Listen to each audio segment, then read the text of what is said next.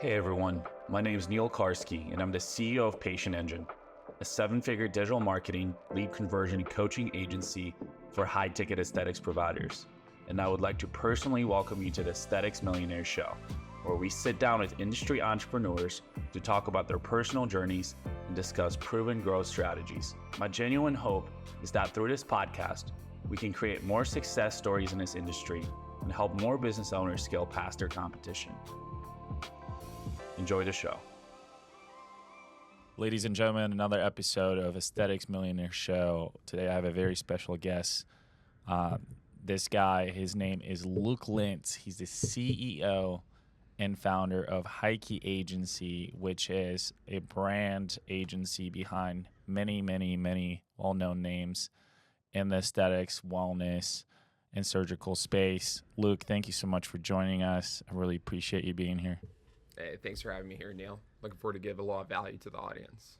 Well, before you do that, let's talk about how you got into this industry, and specifically around, the content piece, which you guys really excel in. Yeah, for sure. So going far back, I'll try and do the most summarized version, but I basically started a product-based business with my brother in high school. We were the first ever people to sell completely wireless earbuds across North America before AirPods or any of that. And we didn't really know how to run a business, let alone how to market this product. And so we went on to the only platform we knew at the time, which was Instagram, because we used that personally. And so we started marketing our product and it ended up crushing. And so we ended What kind of marketing did you do for this product? Very guerrilla Instagram marketing. We basically posted organic content that was comedic content towards a high school audience, and then we product placed our earbuds in it. Then we reposted that content on meme pages, and then we got influencers to basically promote our product for free. Because our product was a higher ticket product. Well, not really higher ticket, but it was like $100. And so we were able to send that to influencers in exchange for them doing free promotion for our product. So it was kind of like that trifecta of things. And so it ended up scaling up very quickly while we were in high school, developed into a multi-million-dollar business. The profit was horrible because most product-based businesses are. And so we were riding on 5 to 10% profit margins. We made a couple slip-ups and mistakes, and it kind of just put in perspective that we don't want to do a product-based business. And so we looked at what we were really good at, which was growing a social media, growing a brand, and doing marketing. And so we transitioned into doing that for other people. And so we kind of worked with every single industry at the beginning. We were industry agnostic. We worked with lawyers, real estate, medical professionals, surgeons, basically anybody under the sun, anybody who was breathing and would give us a check, basically, we would take. And so what happened is we came to a point where we were really wanting to scale, and we realized what needed to happen was we needed to focus on particular industry so that we could scale every aspect, scale our marketing to focus on that industry, but also scale our fulfillment to train our team members better on a specific industry. And so we found that the people who were getting the best results across all of our clients were people in the medical field. So mainly clinic owners, and mainly very high level clinic owners that own multiple clinics, or plastic surgeons. And so we completely focused in on this. And now what we do for clinic owners is we develop their brands. And so on social media, we have completely full service management where we take care of every single step of the process, from scripting the videos, filming, editing, and then posting the content. And then we have media connections for press and publications to get people featured in the highest level media. Why do you think that you guys found success in, I know numbers don't lie, but why do you think you found success in the medical and aesthetics niche? Yeah, definitely found success because this industry, the medical and aesthetics industry, has the broadest gap between people not having brands in this industry and people needing brands. A lot of times, clinics, it's a hyper competitive industry, as you know. every single clinic is selling very similar services, if not the exact same service. If you search up for example, Botox on Google or on social media and wherever you are, like, people are pretty much selling the exact same product. And so the only real differentiating factor between two clinics and choosing between two clinics is the perspective trust that you have with that clinic of delivering the desired result that you have. And really what that comes down to is brand. And so, like, how easily conveyed is it to your prospective prospect of that you're better at delivering the exact same service as somebody else, and delivering it so much better that the customer is willing to pay more for it. And I see this in myself too. Like, I like how I make buying decisions, and obviously, like, I'm in a place where, you know, I can afford certain things, but like, I go to the most expensive doctors and clinic offices. I go to the most expensive dentist office in Orange County because I want the best results possible, and I made that choice based off of, like, the brand that they have. Yeah, definitely. And brand also, you mean authority in some ways too. I think that's something we need to highlight on. So you want to touch on that, because I know,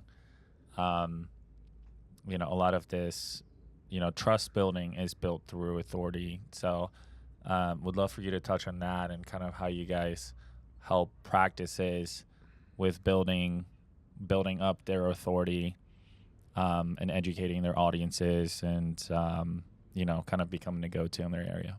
For sure. Yeah. Authority is probably one of the biggest components for doctors, because they have the capability of being, like, such an authoritative figure with how much knowledge that they have. And so what happens is, like, most of the time doctors have a lot of authority one-on-one inside of their clinic. Like, when patients come in and are asking them questions, they're able to quickly answer those questions and able to develop trust and authority by, like, just delivering very quick knowledge and understanding of, like, what the person's exact problems are at that time.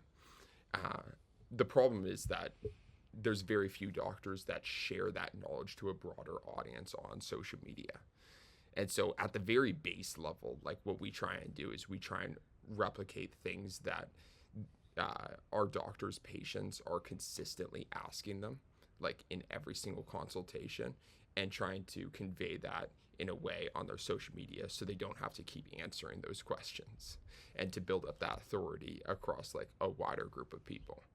And, like, we see this, like, very rapidly. Like, we have this one client, Dr. Jonathan Sheff. His last name is Schoeff. He's John Sheff on Instagram, and we've only been working with him for 6 months right now, and he literally started off with 400 followers on Instagram. He had nothing, dude, like, literally nothing. He had a couple pictures of his abs, a couple pictures of his family, and when I saw him, he was speaking up on stage at a conference that we were at, and I talked with him afterwards, and I'm like, dude, you know your stuff. He was talking about everything so in depth and in ways that, like, I've never conceptualized things before. Everything from, like, testosterone to peptide therapy to hormone replacement. Basically everything, like, longevity and optimizing your body. And he was talking up on stage about this, and he was living it. This dude's 50, pretty much, and he is shredded beyond means, bro. He's probably like a 7% body fat and 215 pounds. Like, he's a unit. And I'm like, that's what I want to look like when I'm his age. I'm like, this guy's practicing what he's preaching, unlike most doctors. And so we ended up getting into a huge conversation. He had 400 followers on Instagram. I'm like, this is a perfect example of somebody who has an unbelievable presence, has the potential for so much authority, just hasn't utilized it on social media. In 6 months, just by, like, creating very viral content for him, grew his platforms to over 100,000 followers completely organically. He's had 20 plus videos that have reached over 1 million views. And he's literally getting more Instagram DMs than he can handle for people who are trying to work with him. So with, you know, I'm a paid ads guy. So with paid ads, you can, for the most part, given the blessing of the platforms, target local areas, right? So for these doctors, I know a lot of them, they do have telehealth capabilities, or but let's just say that you have, more of a local medical aesthetics practice where you have somebody who's like super knowledgeable, has great experience, and they really just want to get in front of their community. How do you guys? What kind of approach do you guys take so that we make sure that that content doesn't only just go viral, but more so like targets the local, maybe the local demographic where, we can actually, let's just say, pull some new patients in from them because we're not doing telehealth or whatever? This is honestly an amazing question. It's probably the number one question that we get asked in every single sales call of clinics that are like localized, like one clinic offices, not looking to expand. Most of the time, they're not our ideal client if they're not looking to expand past one clinic. But in terms of what they should be doing on social media, what they should be looking at, there's no real way to be posting organic social media content to target a specific localized audience and only grow within that localized audience. So if your strategy is set up for organic social media content to just be growing in a specific city where, like, for example, the only things that I could think of is basically if you're in say Dallas, Texas, and then you're like, I want to target this, so I'm gonna start putting Dallas in all my captions in my videos. I'm gonna start saying Dallas in all of my videos. So I'm gonna start speaking specifically to Dallas. It would have reverse effects where, like, you wouldn't get the virality effect because, like, there's zero chance that those videos would go viral by you mentioning Dallas in them, and then it probably won't get the effect of like going to like a Dallas audience. Like, the only way that like really localized content works is stuff around topics that like people are frequently like looking at, like restaurants, like travel stuff in specific locations, sports. But like a clinic creating content in a specific localized area, like, the information that they can give isn't localized information. That's the difference, because like they can give information and knowledge to people like on a broader scale, because like people across like North America, for example, are all dealing with similar issues. Yeah. Yeah, and so we always say that the best combination is basically pairing social media, viral potential social media organic content, and then pairing it with direct ads for the more localized targeting. Yeah. That was going to be my next question. Can you expand on that topic a little bit? You're a content guy, I'm a paid ads guy. How does the combination of both help to amplify results for those that maybe haven't done both? Yeah, sometimes our clients like have a tendency to compare organic social media content with direct ads when like they're completely separate and they work together like very synergistically. And so it's not about like which one that you should do unless it's like a timing thing. It's more so about like doing them together. Because if you create a viral social media presence, it helps in so many different ways than just bringing in new clientele potentially in the local area. By having more followers and more engagement, you're increasing your authority. So when you're running direct ads, any single new people who are coming to the page see you as a more authoritative person, and you'll get a higher ROI on the direct ads. We see this countless times in the data that we have across all of our clients, that clients with higher level social media profiles that are posting consistent content receive better ROIs on their platform. When you have higher reach on your social media platform, like once you become like a more influential figure, you can connect with other doctors, you can connect and get on people's podcasts, which can give you like more leverage to use that content in your direct ads to basically enhance those in many different ways, and then also enhance the authority of it. Direct ads is unbelievable. Like, every single clinic should be running direct ads because you're able to target such a localized hyper audience.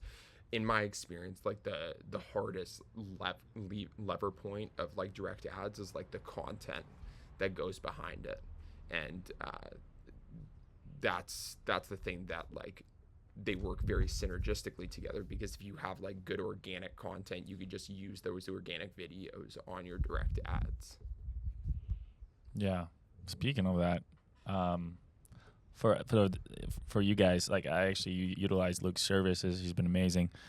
We got to start pulling some of your content for the ads for the shared clients we have, because come on, it's a no-brainer. Cool. So as far as like, yeah, that's very interesting. I think that those are some really good points you make. So what's your thoughts on how direct ads and organic social media work together? Yeah,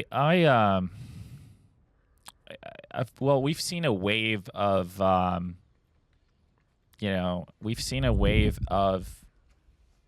I would call it brands or authorities in multiple niches running organic content as ads.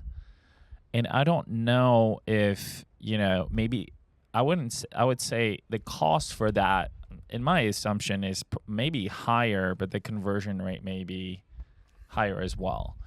Meaning because somebody is actually paying attention to, the content of that ad versus it's just like, because the more you consume per se, the more you're like, that's why, they say that video ads, the leads that come from video ads are typically a little bit more educated, a little bit more bought in. The trust barrier may be down a little bit because they can actually visualize what's going on. So I know, like, we're trying to. It's a big pain point with my clients. There's some clients I think that are really good at, content creation from a standpoint of like, I follow a lot of my clients. Like they do like funny stories or things that happen within their practice, or I have another client who I'm interviewing today. She's a great educator, so she does a lot about technique. She showcases a lot of before and afters and stuff like that. I think people struggle with it. I think people struggle with content, but I think, you see over and over again, sometimes we'll have a client that has an amazing transformation and they talk about it, and then we showcase the before and after, or their client has an amazing transformation, or they're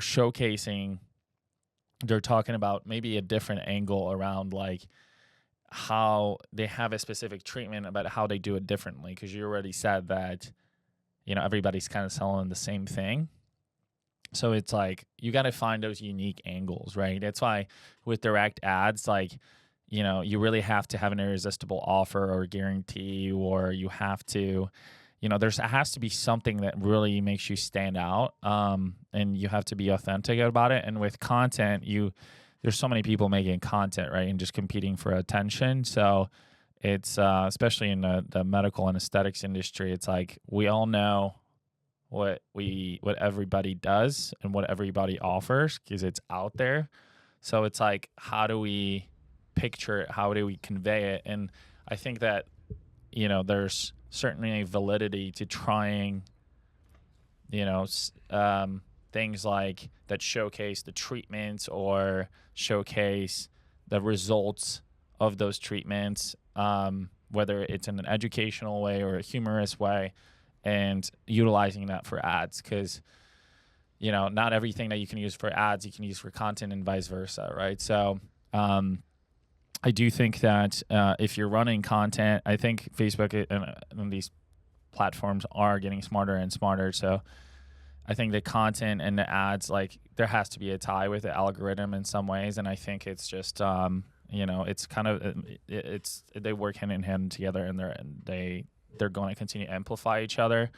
I do think that, in my opinion, there's like Meta is starting to like recognize pages who have more engagement and have more followers, and it's easier. I think it's also like, for example, I have clients who have grown through content but never done ads, and the ones that have like a functioning page, like Facebook is able to like approve their ad accounts faster or something like that. So there's definitely a lot of different ties, and it's not everything that's always evident, but I I would agree with you that both amplify each other. And I think that, clients that do have a good content team like yours really would help, an agency like mine to get better results, or at the least being able to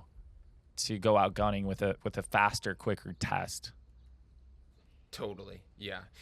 I loved what you were saying about like what's the differentiating factor of yourself that like when you're posting content on social media, because people are selling such similar services. And I think that's not what people, I think very few people have that frame of mind. And that's why our best clients are ones that are specialists in specific areas. Like we have a neurosurgeon who just started working with us and is getting so many viral videos because he's a specialist and is speaking specifically about and just going super in depth and giving as much knowledge in that specific area. Dr. Jonathan Sheff is a longevity expert.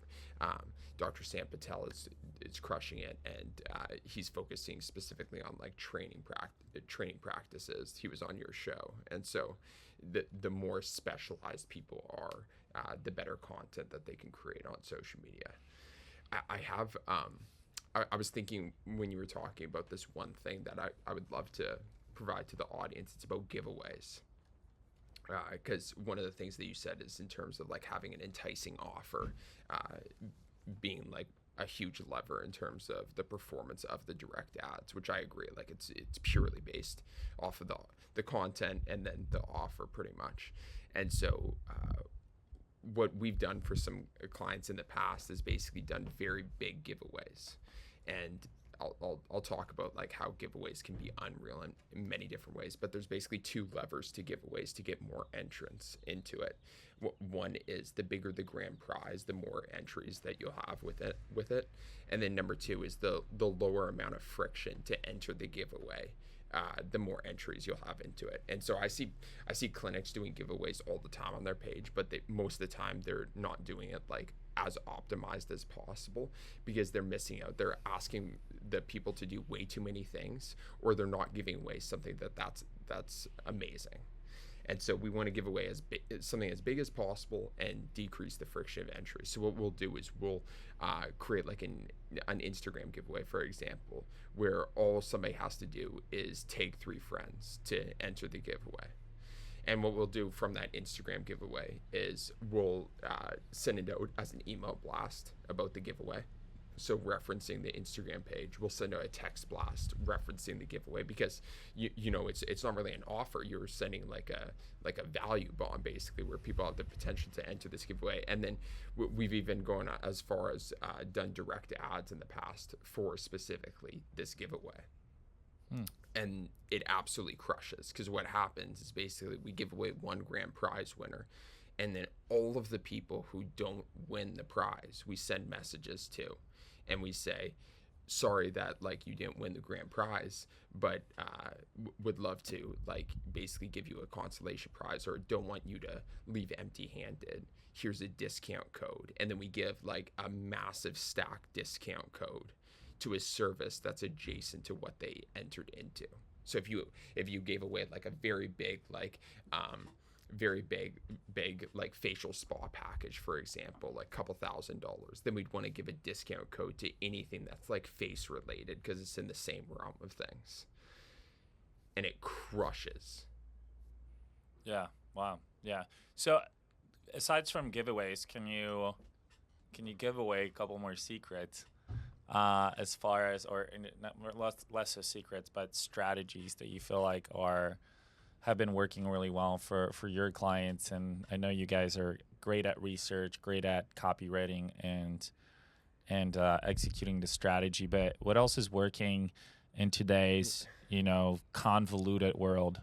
Yeah, in terms of organic content, like, for the most part, you don't really have to recreate the wheel when you're just getting started. Like, there's enough content out there, especially in any single industry, where when you're just getting started, you can simply recreate content better than how it was created, like recreate viral content, and it will perform again, because nothing goes viral on social media by accident.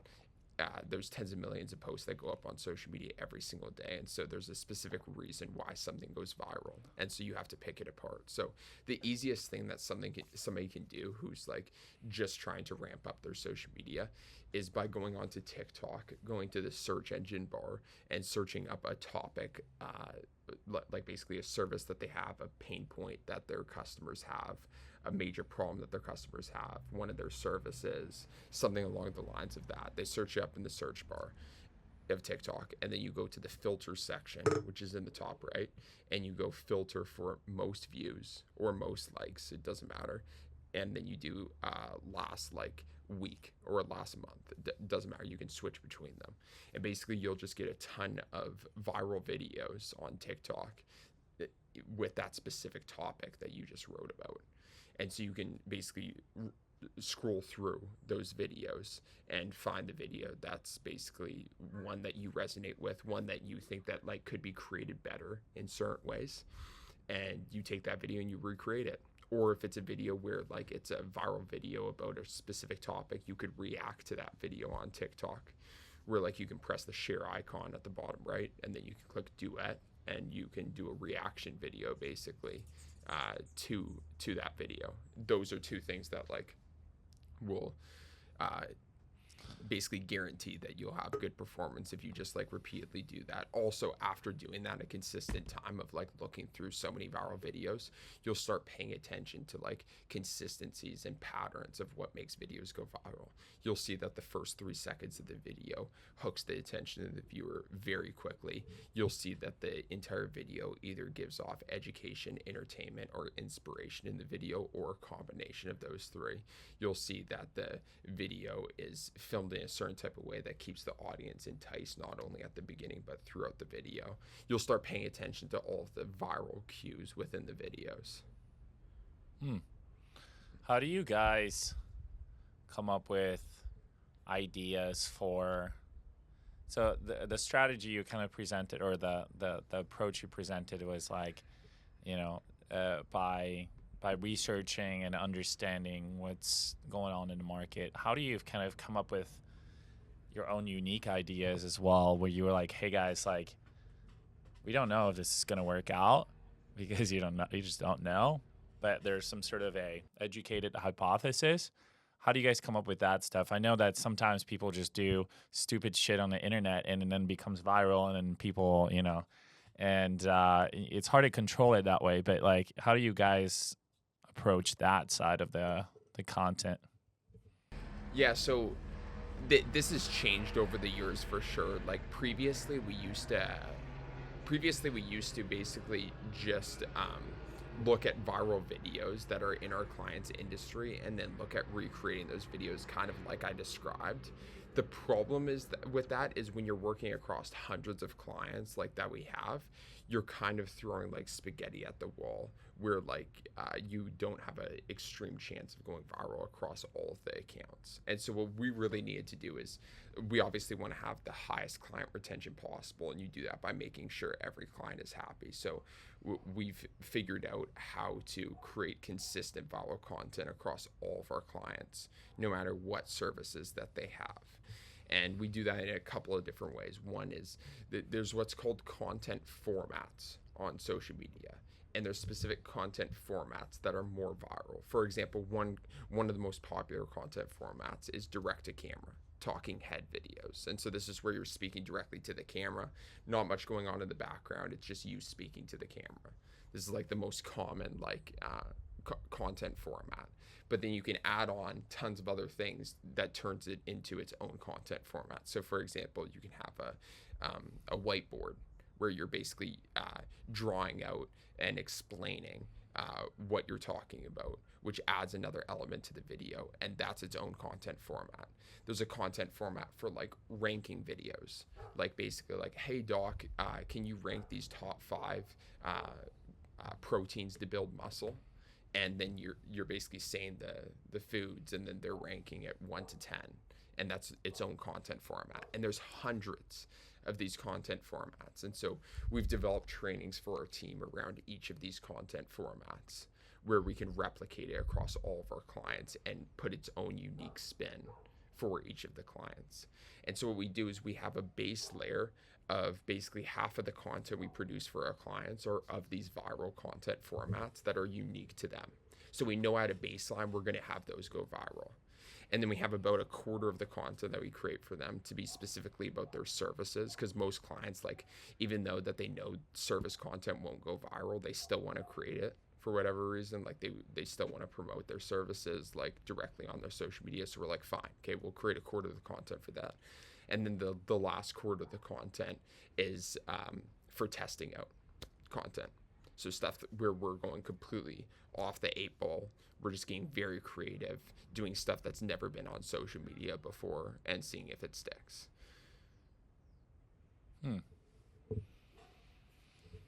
Yeah. Wow, that's very helpful. As far as like the impact for you guys from an ad perspective, like, do you feel like I think you said this, but I guess I'm going to revisit that question as things that lead to the most ROI? I guess let's talk about that, because I'm sure a lot of people are asking themselves like, oh, I know I'm going to go viral, I'm going to have more authority, people are going to notice, people are, it's going to potentially, so like, for example, I tell people like, I can run paid ads for you without you having a really, and still be decently successful without you having a really great social media brand, content, website. But let's just say your budget is significant and I have a lot of leads, and those leads actually do their research and they go to your social media and they go to your website and they'll check your reviews, and maybe they'll even Google search you. I don't know. You never know these days. People, we're in a trust recession. So, so people are doing their research and they're like, and they find that you maybe don't have adequate reviews or content or authority in that particular service, in that particular area. Then it may be the term, right? So I always tell them, like, your website, like, no one wants to spend money on a website these days, I feel like. And it's so true.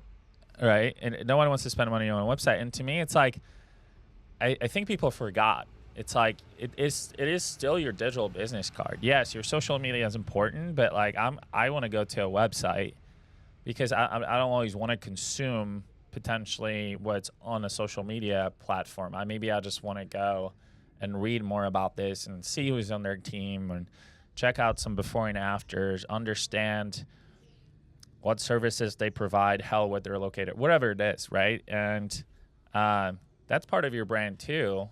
And that's your digital business card or part of the portfolio for your digital brand, right? So I think the branding piece / content piece is a good kind of lead conversion mechanism support system as well. I certainly find that to be very true. Like I said, have we been able to help clients with without it? Yes. Does it make it our job a lot easier? Hell yes, it does. It really just, like I said, it amplifies it. Yeah, 100%. 100%. I fully agree with that.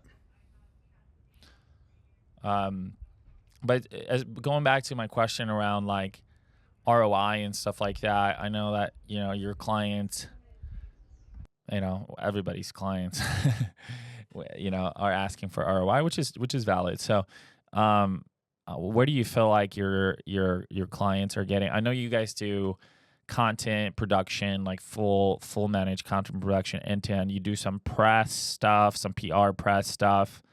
And then some email work as well. I think that's what your key service is.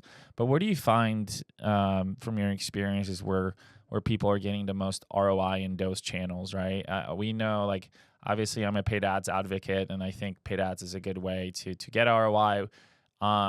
Clearly, people are buying content and investing in that as well, and some of the other pieces you're doing. So can you kind of talk to our audience around, like, as far as like where you feel like maybe the types of content that produce the best ROI or the services? Like if somebody's like, hey, like I'm going to spend a lot of money and I want to grow my brand because I feel like I do, I'm in the right spot and place to do that. Like what should I expect to?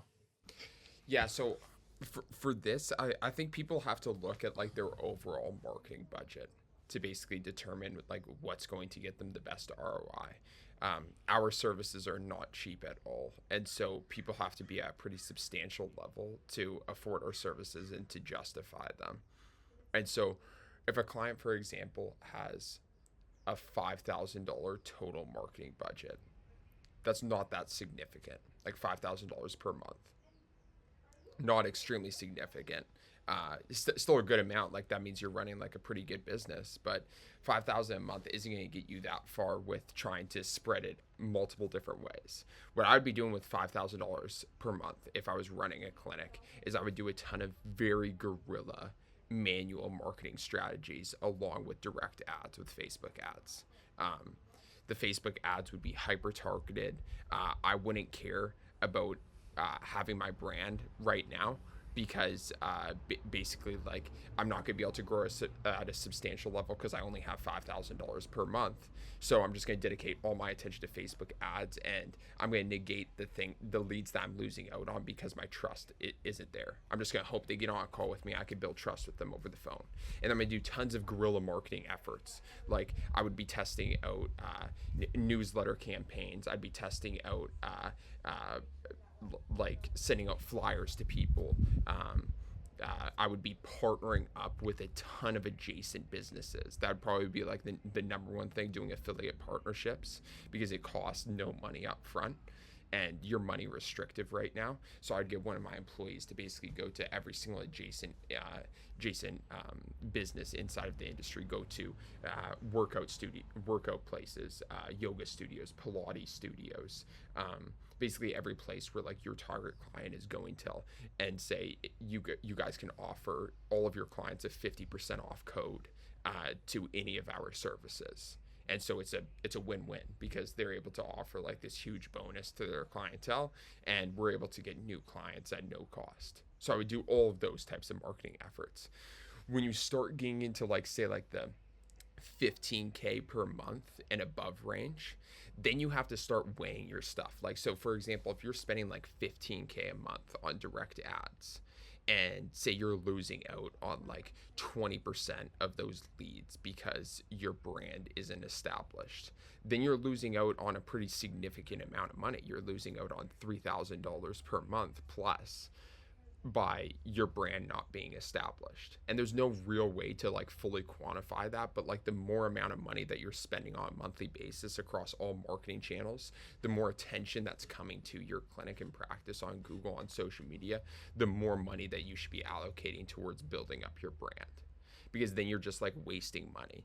And the thing about building up your brand is you're building it up for like a lifetime. Direct ads are harder because like you spend money to show a piece of content in front of an audience for a period of time, and then once that disappears, then you spent that money, and so you better have gotten an ROI from that. Whereas with social media, when you're growing a social media presence, like that stays with you, unless you get your account deleted, but your followers stay with you, your engagement stays with you. As you're growing it, you can retarget those people for free, tons of things like that. So I hope that answers it. I like that. Mm-hmm. Most people don't realize, man, I've had thousands of conversations, you have as well, but like marketing to do it the right way, it's not getting any less expensive, right? Not at all. And it's whether you're doing content, whether you're doing ads, like most people don't realize like we're in an inflationary environment as well. And when you have more competition enter the space, doing everything from content to ads, that's going to drive up the cost per acquisition. It's still the most predictable way to get in front of your audience because it's the fastest, right? But dude, when I look at the CPMs right now, like cost per 1,000 impressions on direct ads, comparatively to like 6 years ago when we were running direct ads, like literally I could have invested like all the money I invested in other places I could just put into like direct ads, and it would have got a way bigger ROI. Like the difference in it is crazy. It's like 5x, 6x. It's like it goes like up like 2x a year pretty much. Yeah. Yeah. I think the story I tell people too, it's like, I think I ran my first ad before I even had an ad agency. I had a creative agency, and I put out an ad. I think I told this story a few times, but put out an ad. This is where I didn't even know how to run ads, but I taught myself how to create one ad on Facebook, and it was one static ad.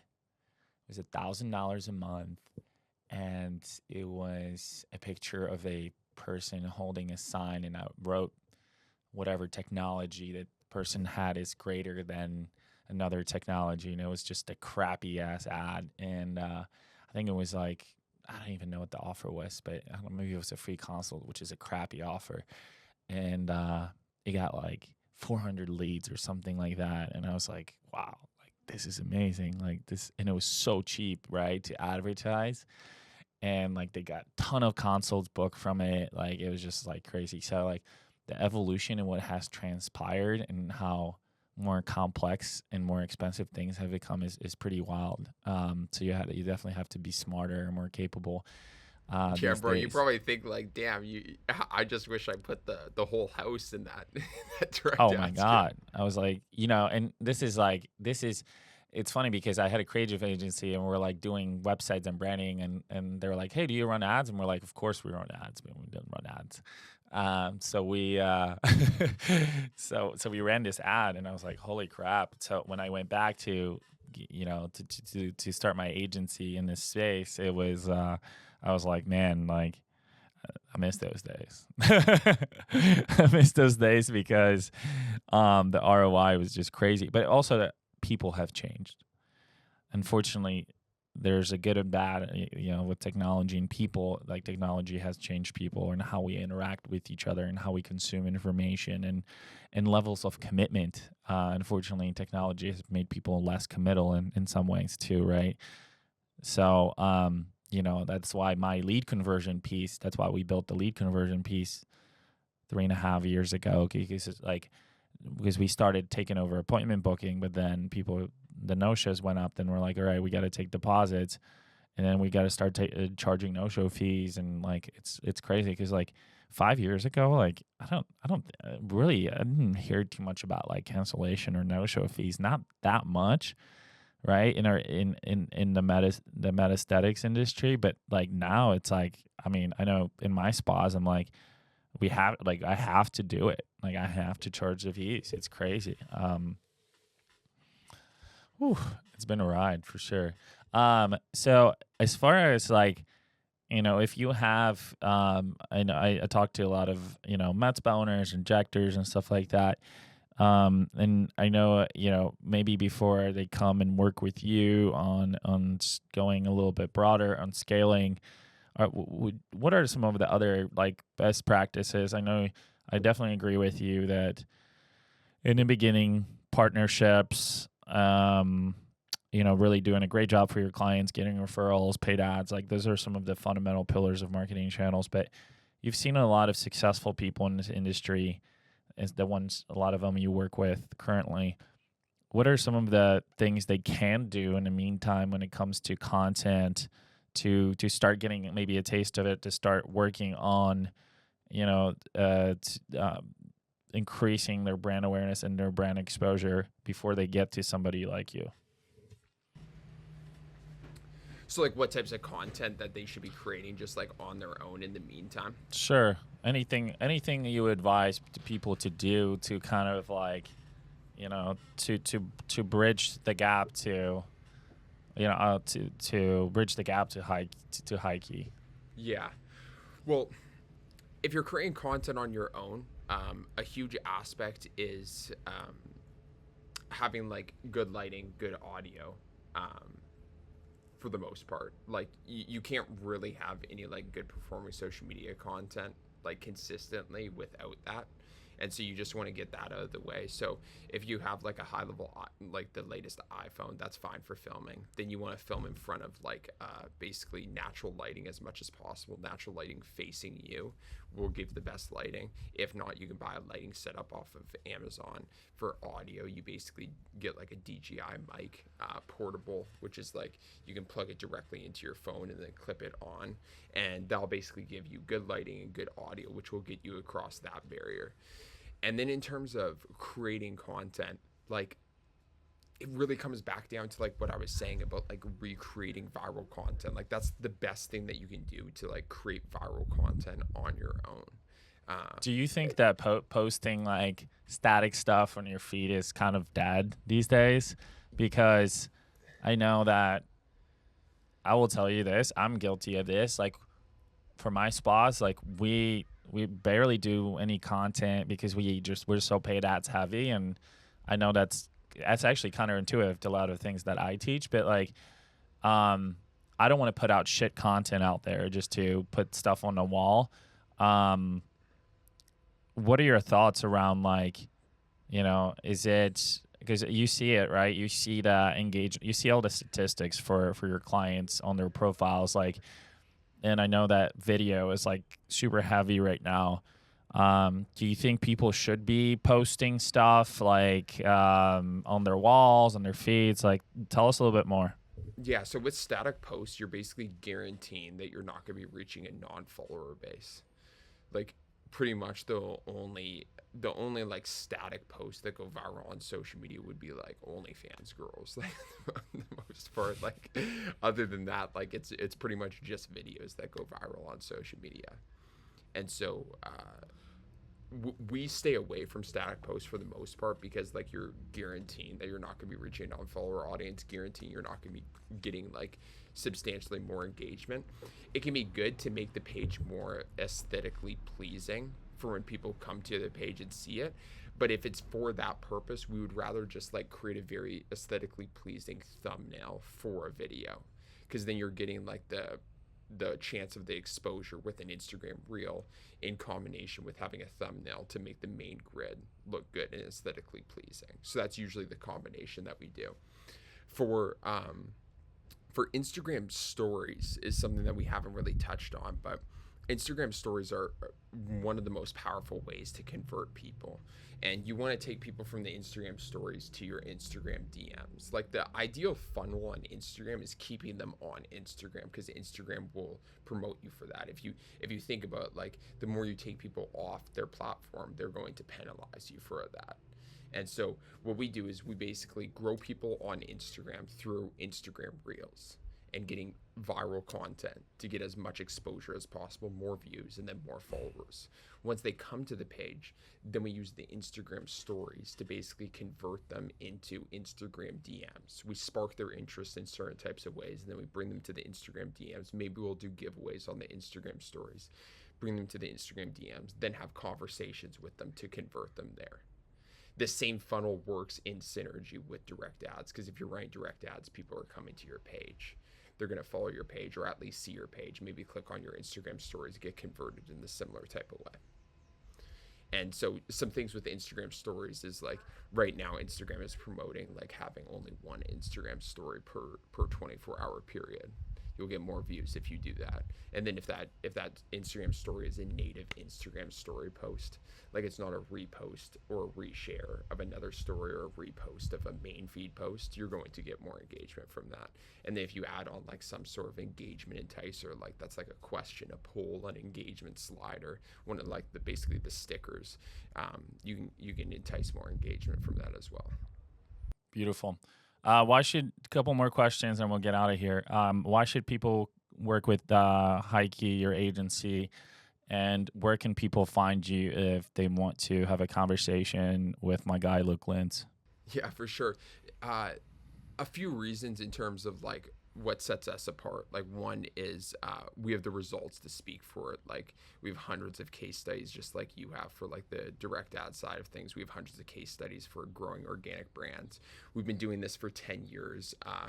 We've grown our own brands. I have 1 million followers on social media. Our company accounts have hundreds of thousands of followers on social media. We've done the same for our own company accounts. We work exclusively in the medical industry, which there's very few agencies in this space that work exclusively in this. And I actually don't know of any other social media agency that does what we do, that works inside the space. So I think we're like one of a kind in that. And then we do completely full service management. We've realized that our clients are very high level. They lack time for the most part, the clients that we go after. And so we basically fill that gap and take care of everything possible, where all they have to do is show up in front of the camera, and we do everything else. If people want to reach out, my Instagram is @LukeLintz. I check most of my DMs, or HighKeyAgency.com, which is HighKey agency.com. And then there's a way that you can book a call directly with like our executives there. Thank you so much, Luke. We really appreciate you. Luke Lintz, everybody. Appreciate it, Neil.